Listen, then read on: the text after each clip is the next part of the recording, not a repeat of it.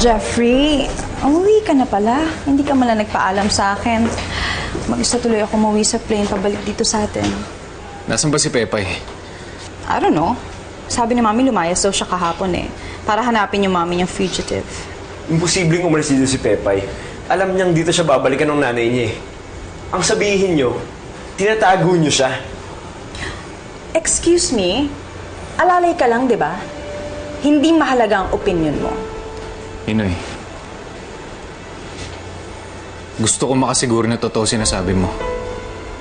Nawala dito si Pepay. Jeffrey, you're always welcome here. Especially sa kwarto ko. Na-miss mo ba yung nangyari sa atin sa Davao? Ha? So Jeffrey, ano nangyari sa inyo ni Sophie?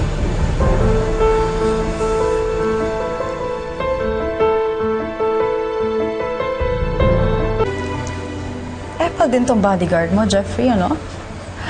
But if you insist, ikukwento ko sa'yo ng buong-buo yung nangyari sa amin ng amo mo.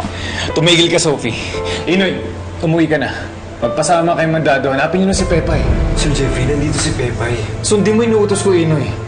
Ako nang bahala dito. Sige na.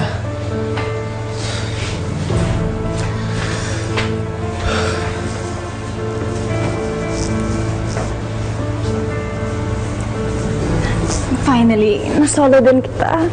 Sophie, don't you dare na ipagkalat mo yung nangyari sa atin. Naintindihan mo? Ha? Jeffrey, let go of me. Huwag mo ko subukan, Sophie. Hindi mo alam kung anong kaya kong gawin. Lalong-lalo na sa mga sumisira ng mga plano ko. Ha? Tandaan mo yung sinabi ko, ha?